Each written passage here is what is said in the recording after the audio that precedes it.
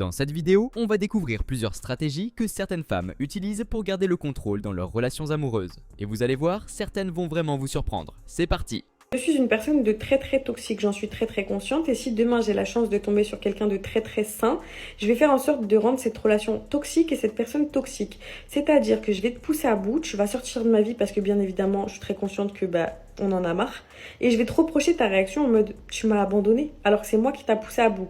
Si un jour j'ai le malheur d'avoir ton adresse mail, sache que je vais t'harceler par mail jusqu'à la fin de mes jours. Je vais t'harceler d'appels masqués, même si tu as le malheur de me bloquer de partout, je te laisserai pas passer à autre chose. Jusqu'à ce que moi, ça me saoule, ou je passe à autre chose, ou je sais pas, genre mon obsession pour toi parte. Je vais vous donner un exemple à quel point je suis folle et à quel point j'estime l'amour. Demain, je vais mettre une tenue dans l'espoir que tu me demandes de me changer. Si tu me dis non, si tu me dis rien, tu m'aimes pas. Si tu me dis de me changer, que je te dis non et que tu lâches l'affaire en mode ok, tu fais ce que tu veux, c'est ton corps, tu m'aimes pas. En fait, il faudra que tu me menaces en mode si tu sors dans cette tenue, je t'éclate. Là, il y a moyen que je pense que tu m'aimes un petit peu. C'est-à-dire, ma vie tourne autour de toi, je veux que ta vie tourne autour de moi. Je pense tout le temps à toi, je vis toi, je respire toi, je dors toi. Je veux que tu dormes moi, que tu penses à moi, que tu respires moi. Visiblement, cette femme a un rapport assez particulier aux relations amoureuses. On dirait qu'elle prend même du plaisir à blesser les gens. Mais elle devrait faire attention, parce qu'un jour, elle pourrait tomber sur un mec encore plus instable qu'elle. Franchement les filles, je vais vous dire quelque chose que j'aurais aimé qu'on me dise plus tôt. Quand tu recommences à dater, n'écris jamais à un seul gars à la fois. Parce que tu sais ce qui se passe, tu parles à un mec, tu le trouves sympa, un peu mignon, il te sort 2 phrases qui font rêver et là toi tu pars. Commence à penser à lui le soir, tu interprètes chaque message, tu te demandes pourquoi il met 3 heures à répondre, tu screens la conversation à ta pote pour savoir s'il t'aime ou pas. Stop. C'est comme ça qu'on tombe dans l'obsession, dans le film. Alors qu'en vrai, le mec, il sait même pas encore ce qu'il veut. Donc non. Parle à plusieurs mecs, 3, 4, 5, t'es pas obligé de coucher avec eux. Tu fais des dates avec eux, tu flirtes, tu vas manger avec lui, t'apprends à le découvrir, et là tu filtres. Tu sais ce que ça change? Eh ben t'es plus détaché. Tu t'en fous qu'ils te répondent pas direct. T'as d'autres options, tu vibres l'abondance et pas le stress. Surtout, tu gardes la main. C'est toi qui choisis et tu attends pas qu'un gars te valide. Et quand t'en as un qui se démarque vraiment, qui est sérieux, cohérent et qui fait pas semblant, ok, là tu peux commencer à te poser sur lui. Mais avant, non, t'as pas signé de CDI. Pour elle, une femme devrait toujours avoir plusieurs prétendants sans jamais s'attacher à un seul. Elle pense que ça permet d'éviter le stress, mais perso, je trouve que c'est l'inverse. Gérer plusieurs relations en même temps, ça peut vite en créer encore plus. Donc clairement, c'est pas un conseil qui convient à toutes, faut faire attention.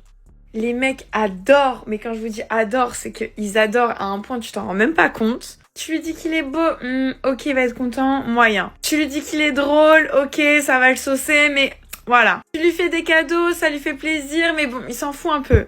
Par contre, si tu fais ça, mais vraiment si tu fais ça, genre, ça, en plus ça te demande vraiment beaucoup moins d'efforts que tous les autres trucs que tu t'imagines. Si tu le fais se sentir utile, mais vraiment, qui se sent utile pour toi, qui t'a aidé à résoudre un problème, que t'as une problématique, que tu cherches une solution et que lui, il a trouvé la solution pour toi, mais il va être archi heureux. Genre vraiment, je pense que tu te rends pas compte à quel point il va être heureux. Parce qu'il va se sentir important, il va sentir qu'il a une utilité dans ta vie, il va sentir qu'il a vraiment quelque chose à apporter pour toi. Alors n'hésite pas à lui demander conseil, à lui demander son aide pour quelque chose, lui demander son avis. Il va se sentir ultra valorisé, fais-moi confiance, il va te kiffer encore plus que la normale. Elle parle d'un point rarement abordé dans les conseils qu'on voit sur les réseaux. C'est vrai que valoriser un homme peut vraiment influencer la relation, et une femme maligne peut clairement s'en servir pour en tirer avantage. C'est très facile d'avoir de l'argent d'un homme et je vais vous expliquer comment on fait. Premièrement, je tiens à rectifier quelque chose. Je ne soutire pas d'argent aux hommes. Les hommes me donnent leur argent volontiers. Un homme qui me donne son argent, c'est un homme qui a envie de le faire, tout simplement. Et la plupart du temps, ils ont envie de le faire. Donc voilà.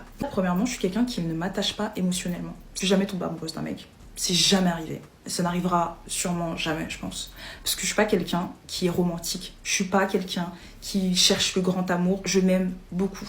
Je suis très égocentrée. Mon monde tourne autour de moi. Et les hommes qui entrent dans ma vie savent très bien que mon monde tourne autour de moi. Et que si tu veux avoir accès à ma vie, tu dois être quelqu'un. Ah, je te le dis. Pour moi, la valeur d'un homme se détermine à ses biens matériels. M'en fiche si t'as un grand cœur, parce que moi j'en ai un aussi, et mon cœur me suffit largement pour moi, d'accord? Donc ça part de là aussi. Quand je me présente comme ça à un homme, l'homme en fait, il va se donner un challenge dans sa tête, c'est me faire tomber amoureuse de lui. Je vous le dis en connaissance de cause. Je ne parle que de choses que je vis et que j'expérimente. Donc forcément, là, je vous dis les choses telles qu'elles sont. À Pounani. Non, mais il faut que je le dise parce que je crois que vous ne comprenez pas. Si vous voulez de l'argent d'un homme, entre guillemets, si vous voulez qu'un mec dépense pour vous, c'est mieux dit comme ça, gardez votre Pounani au chaud. Longtemps. Très longtemps. Voire éternellement. À partir du moment où le mec, il a Pounani, il va rien te donner. Que dalle. Il va même être dédaigneux. Il va plus t'accorder de valeur parce que pour lui, tu te résumes à ta Pounani. Beaucoup d'hommes ont des sentiments, etc. Mais la Pounani reste quand même le truc à garder au chaud. Vraiment. Troisième chose, séduire. Faut être une allumeuse. Voilà. Je suis une allumeuse. Tout simplement. J'adore les jeux de séduction. J'aime bien me sentir féminine quand je joue avec un homme. Ça me fait plaisir. Et en plus, en contrepartie, ils sont généreux. Quoi demander de plus au peuple? Parce qu'en fait, j'ai compris que les hommes vivent à travers les émotions. C'est-à-dire que les hommes aiment ressentir des choses. Ils aiment se sentir vivants à travers des émotions. Et comme c'est quelque chose avec lequel ils ne sont pas très familiers, qu'ils soient émotionnellement matures ou pas, ça n'a rien à voir avec ça. C'est dans leur manière, de leur système de fonctionnement, en fait. À force de les observer, tu comprends comment ils fonctionnent un peu. Ce qui va vouloir plus. C'est là où tes conditions, elles rentrent en jeu, en fait. Ah, si tu veux plus, faut bien me traiter, en fait, tout simplement. Plein de filles qui disent oui, mais c'est fatigant, c'est de la manipulation. Faut savoir que moi, ça me fatigue pas. Pour moi, c'est un jeu. Genre, j'aime jouer. Je joue toujours pour gagner. Toujours. Je ne sors pas d'une relation perdante. Elle est très claire. Pour elle, les relations amoureuses sont surtout des jeux de manipulation, pas une quête du grand amour. Son atout principal, c'est de ne jamais donner son corps pour garder le dessus. Mais à force de tout contrôler, elle risque de passer à côté de vraies émotions. Demain, je suis en couple, je commence à filmer le dos, le bras, la jambe, l'orteil, l'oreille, ce que tu veux de mon gars, sauf son visage, c'est qu'il est moche. La seule raison, mon gars est moche, je ne l'assume pas. Il me traite hyper bien, hein. C'est pour ça que je suis avec lui, hein. Mais... Et puis, je vais vous dire, tu connais l'œil des gens, c'est la jalousie. C'est mieux de vivre caché, de rester discret. Je suis une menteuse, je mens. Moi qui snap tout, qui filme tout, qui prend tout en photo, tout le monde passe sur mes réseaux. Tu me fréquentes, je vais te filmer comme ça, 4K. Et cette même personne-là, elle a un gars demain, je vais filmer l'épaule, je vais flouter la tête. Non, c'est pas comme ça. Il y a quelque chose qui se cache derrière, il y a quelque chose qui se trame. Quelle est la vraie raison? Moi, je préserve personne, hein. C'est l'homme qui préserve la femme. À quelle heure préserver mon gars? On est où là? Je suis une femme, j'agis comme une femme. Mon homme agira comme un homme. Je vais préserver personne. La seule raison, c'est qu'il est bâdelet. Moi, histoire de épaule, floutage, c'est du vice. J'assume juste pas. C'est que du vice. Visiblement, certaines femmes n'assument pas le physique de leur partenaire. Parce qu'à la base, ce n'est pas pour ça qu'elles se sont mises avec eux. Leur choix repose souvent sur d'autres critères, comme le confort matériel. Et c'est justement dans ces petits détails qu'on voit les vraies intentions des gens. Les filles, si vous avez envie que les mecs courent derrière vous, c'est vous qui décidez, hein. Moi, si j'ai envie qu'un mec qui me court derrière moi, j'ai décidé qu'il court derrière moi. Par exemple, je regarde la tête du mec, et si je vois qu'il a besoin de courir, tu vas courir. Et tu vas pas courir que pendant un mois, tu vas courir pendant plusieurs mois. Moi, j'aime bien qu'on me court après, je suis désolée. Voilà, il fallait que je le dise. Voilà. Je suis désolée, c'est satisfaisant. C'est satisfaisant. T'es là, il galère, non, c'est pas comme ça, c'est pas facile, c'est pas comme ça que tu vas avoir les filles, en fait. Non. Les filles, il faut qu'ils courent, il faut qu'ils rampent. S'il doit courir après moi pendant des mois, tu vas courir après moi pendant des mois, en fait. C'est moi qui décide, c'est pas toi. Laissez-les croire qu'ils ont le contrôle, mais en fait, c'est vous qui avez le contrôle. Ils ont le contrôle de rien. En fait, il faut leur mener la vie dure, les filles. Menez-leur la vie dure. Faites-les souffrir. Faut qu'ils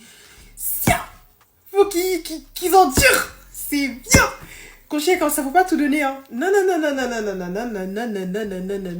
C'est pas comme ça va se passer, d'accord? Donc, faites les galeries. Petite astuce. Dites-moi merci. Donnez-leur la moitié et ensuite barrez-vous. Voilà. Voilà. Ne me remerciez pas. Et ensuite, vous allez me donner encore, vous allez me donner des nouvelles. Ils vont revenir. Voilà! Clairement, cette femme se montre plus ou moins difficile selon le physique du mec qui la drague. Si elle est attirée, elle devient douce. Sinon, elle le fait galérer sans hésiter. Ce genre de vidéo illustre bien la mentalité de certaines femmes à l'ère des réseaux sociaux. Moi, je suis pas gentille avec les hommes et je l'assume entièrement. Moi, un mec qui me manque de respect, il va se souvenir de moi toute sa vie et je l'ai déjà fait. Vous savez ce que vous faites? Faut pas dire oui, non, mais le karma, il va se charger de lui. Ou genre, ouais, vous prenez un autre mec pour le rendre jaloux, je sais pas quoi. Faut pas faire ça, les filles. Vous détruisez son ego. Si un mec qui vous manque de respect, vous détruisez son ego. Vous savez ce que vous faites? Vous prenez un petit complexe qu'il a, vous prenez ses complexes, vous l'analysez, vous regardez ses complexes et vous appuyez dessus. Vous appuyez sur ses complexes. Je vous jure, il va se souvenir de vous toute votre vie. Il va vous détester. Et s'il n'y a pas c'est vous, son karma. Voilà. Tester et approuver. Moi, un mec qui manque de respect, je te détruis ton ego, fin du jeu. Bye. Elle conseille aux femmes d'adopter une attitude plus active avec les hommes, en jouant sur leurs complexes. Et selon elle, cette méthode fonctionne très bien vu la confiance qu'elle dégage quand elle en parle. Les filles, si vous voulez un conseil, mais vraiment un conseil judicieux de la part d'une femme de 35 ans, ne parlez jamais à un homme. Ne vous investissez jamais à un homme. Je vous parle dans le début du processus de la relation. Je ne vous parle pas dans la relation. Bien sûr que quand vous êtes en relation avec quelqu'un, il faut être loyal, etc. Mais quand vous êtes dans le moment où vous apprenez à vous connaître, etc. Parce que ce que vous ne savez pas, c'est que les hommes, la plupart des hommes, pas tous, bien sûr, il reste encore des hommes normaux. La plupart des hommes parlent à plusieurs femmes. C'est une femme de 35 ans qui vous dit avec l'expérience, la maturité et tout ce que vous voulez. En fait, il faut que vous voyez les hommes comme des prétendants. Vous connaissez un peu le concept de les princes et les princesses de l'amour. Je ne sais même plus comment ça s'appelle. En tout cas, à mon époque, c'était comme ça. C'est une réalité où il y a une femme et des prétendants qui viennent la courtiser. Et bien, en fait, il faut que dans votre vie amoureuse, avant de vous mettre en relation, il faut que vous pensiez comme ça. Ça veut dire que, imaginons, moi, je parle avec Monsieur A. Je ne vais pas en fait m'empêcher de parler avec Monsieur B, parce que peut-être que Monsieur B m'intéressera sur le long terme plus que Monsieur A. Parce que si vous vous investissez sur un homme, vous allez être dépendante de cet homme et que lui, et au final il va le ressentir et il va vous faire bye bye ma belle. Bref, écoutez-moi, je vous jure vraiment, vous allez voir, ça va changer votre vie. Ce qui m'étonne, c'est qu'elle critique le fait que les hommes parlent à plusieurs femmes en même temps, alors que la majorité des femmes font exactement pareil, et c'est même le conseil qu'elle donne. Donc au final, tout le monde joue le même jeu pour protéger ses intérêts. Les femmes qui cuisinent et qui font le ménage pour des hommes qui ne les ont pas mariés. Pourquoi vous faites ça? Non, franchement, arrêtez. Arrêtez tout ça aujourd'hui même, franchement. Ça n'a aucun sens. En fait, pourquoi vous donnez des privilèges de mari à des hommes qui ne sont pas vos maris? Après, c'est comme ça que vous vous faites entuber. L'homme, une fois qu'il vous a utilisé, il se barre avec une autre. Ou après quelques années qu'il vous a utilisé, il va vous dire « Ouais, en fait, c'est pas avec toi que je veux être, je me marie demain ou c'est avec une autre que je me marie. » Vous découvrez leur mariage sur les réseaux sociaux, après vous tombez de 45 étages. En fait, arrêtez, en fait. Un homme, il doit comprendre qu'il y a des privilèges, en fait, à être un mari. Après, je sais que c'est pas tout le monde qui veut se marier, mais pour celles qui veulent se marier, n'accordez pas des privilèges de mari à un homme qui n'aime pas votre mari. En anglais, on appelle ça husband privilege ou wifey privilege. Si cet homme-là, c'est pas votre mari, ne faites pas toutes ces choses-là que vous ferez quand ce sera votre mari. Parce qu'après, il vous reste quoi à montrer? Une fois que vous êtes marié, il vous reste quoi? Si vous avez tout donné avant le mariage, qu'est-ce qui vous reste à lui montrer, à lui donner en fait? Ben, il a déjà tout vu. Il sait que vous cuisinez matin, midi, soir pour lui. Il sait que vous faites le ménage, que vous faites la boniche tout le temps comme ça. Qu'est-ce qui vous reste en fait? Si vous voulez qu'il sache que vous savez cuisiner, invitez des gens, faites un repas et cuisinez pour tout le monde. Mais cuisiner comme ça pour un homme matin, midi, soir comme ça, pour un homme qui ne vous a pas épousé, ou vous allez chez lui, vous faites son linge, vous faites la boniche comme ça pour un homme qui ne vous a pas épousé, ça c'est non, mesdemoiselles. Franchement, ça je recommande pas. Pour elle, il y a clairement un problème chez certaines femmes modernes. Elles font des choses qui, selon elles, devraient être réservées au rôle d'épouse. Et en agissant comme ça, elles se mettent en position de faiblesse. Parce que l'homme n'a rien fait pour mériter tout ça. On sent d'ailleurs qu'elle est révoltée par ce comportement. Vous savez les filles, je compte mettre dans mon contrat de mariage une clause qui va obliger mon mari à mettre 24 côtés après mes grossesses. Je sais pas ce que vous pensez, ces 20 cas-là seront réservés au fait que je dois absolument retrouver mon corps post-grossesse. En fait, je vous explique. J'ai plusieurs copines qui sont tombées enceintes et je sais que l'un de leurs plus grands regrets, c'est de ne jamais avoir retrouvé leur corps avant de tomber enceinte. Ma mère, c'est pareil, j'étais assez grande quand elle a eu mes 2 derniers petits frères et je sais qu'elle a énormément souffert. C'est-à-dire que là, mon frère, il a 8-9 ans et elle a mis 3 ans à retrouver son corps avant grossesse. Et il est hors de question hors de question que je ne retrouve pas mon corps. S'il faut savoir un truc, moi dans ma famille, on a un sang très faible. C'est-à-dire que tous les enfants de ma famille ressemblent tous à leur père. Je ressemble à mon père, mes frères ressemblent à leur père, mes nièces, mes cousines, tout le monde ressemble à leur père. Donc moi je suis en mode, je suis quasiment sûre que mes enfants vont te ressembler, mes enfants vont porter ton nom de famille. Tout ce que je demande, c'est de retrouver mon corps d'avant. Franchement, je vous jure, c'est pas beaucoup. Mais bien évidemment, je vais commencer par une alimentation saine, le sport et tout. C'est pas direct chirurgie esthétique. Non, si je peux le retrouver de manière naturelle, saine et sans passer par la case bloc opératoire, c'est ok. Mais si j'ai de la peau qui pend, des vergetures et que je dois passer sous des lasers et qu'on doit me retirer de la peau, je vais absolument pas payer pour ça. En plus, vous savez comment les femmes elles souffrent? Vous savez comment mes meilleures amies, elles ont souffert? Dès les premiers mois, ça commence à devenir crazy. Moi, je ne veux pas supporter ça. Pendant 1 an et demi, pas de nom de famille, il ressemble à toi. Non, c'est pas assez. Carrément, c'est même pas assez. C'est une vision assez radicale de régler un tel problème. En tout cas, une telle logique suppose aussi qu'elle trouve un mari capable d'assumer financièrement cette attente. Et ça, dans la réalité, réduit énormément le nombre d'hommes qui pourraient lui convenir. Bref, dites-moi ce que vous en pensez dans les commentaires, et on se dit à bientôt.